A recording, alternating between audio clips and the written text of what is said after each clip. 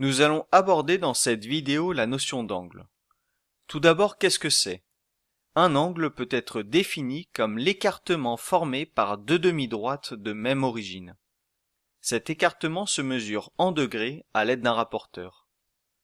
Nous allons tout d'abord nous intéresser aux angles les plus étudiés au collège, qui sont compris entre 0 et 180 degrés. On les appelle les angles saillants. Alors, commençons par l'angle le plus petit de 0 degré, illustré dans l'exemple. L'origine, c'est-à-dire le point de départ de mes demi-droites, est en bleu. Les deux demi-droites sont en noir. Alors vous allez peut-être me dire qu'il n'y a qu'une demi-droite. Mais en fait, elles sont confondues, c'est-à-dire l'une sur l'autre. Leur écartement est donc nul.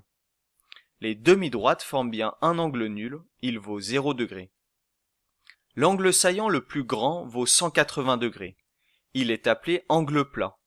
L'écartement entre les deux demi-droites, cette fois-ci bien distinctes, correspond à un demi-tour. Ces côtés sont dans le prolongement l'un de l'autre. Lorsque l'écartement détermine un quart de tour, l'angle obtenu mesure donc 90 degrés, la moitié de 180 degrés. Il s'agit de l'angle droit reconnaissable de tous. Pour tout ce qui concerne les angles compris entre l'angle nul et l'angle droit, c'est-à-dire dont la mesure est entre 0 et 90 degrés, comme celui représenté en bleu de 60 degrés, on dit qu'il s'agit d'un angle aigu. Et enfin, pour tout angle compris entre l'angle droit et l'angle plat, c'est-à-dire dont la mesure est entre 90 et 180 degrés, comme celui représenté en orange de 125 degrés, on parle d'angle obtus.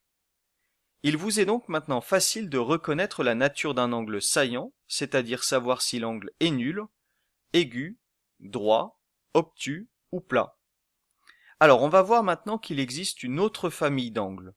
Ceux qui sont plus grands que l'angle plat, c'est-à-dire compris entre 180 et 360 degrés. On les appelle les angles rentrants. En voici un exemple avec cet angle de 220 degrés dont l'écartement a été représenté en gris. On en distingue un particulier lorsque l'écartement correspond à un tour complet, c'est-à-dire dont la mesure vaut 360 degrés.